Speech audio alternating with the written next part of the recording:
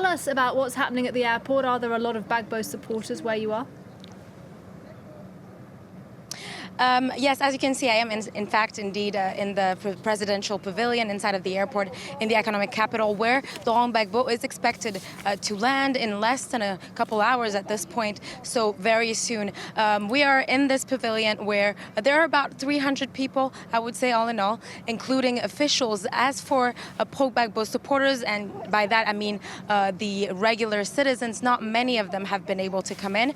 We are mostly seeing officials from the FPI party who are just sitting there in those stands behind me and waiting for their leader to come back, the leader of the party, but also people from the welcoming committee, who is basically consists of different officials, and including Minister of National Reconciliation, Gbagbo, who is here in that capacity just to show that this is all part of that process of national reconciliation that the government has been proning and campaigning for in the last few weeks. So we are still waiting. We're seeing more people coming in, and I guess it's left to see if some people, actual people, citizens, will be able to get into this pavilion.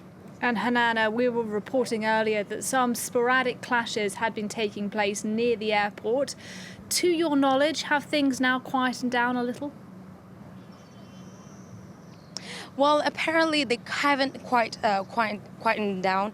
Of course, this tension that we're talking about, it didn't happen everywhere in the city. It was really sporadic clashes in particular areas of Abidjan, in particular close to the airport, really, because that's where Gbagbo supporters, just regular citizens that wanted to come welcome him in person, were just pushing on to be able to make it here and weren't able to. When we came in through the different barrages to be able to get through to the airport, we noticed that the security forces kept filtering people out and just not letting people in. Only people with press badges or official badges were allowed in. And of course, yes, there have been some clashes, some of them quite violent in that area before we get to the airport, where security forces used tear gas to disperse crowds. Apparently, this is still ongoing because there is the sense of people being a bit frustrated that they can't make it in. There was no official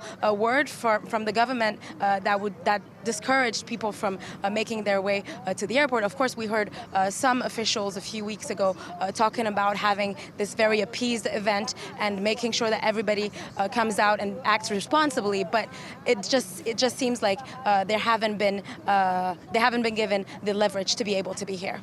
All right, Hannane Ferdjani for us there at the airport in Abidjan. Thanks very much for coming on to talk to us.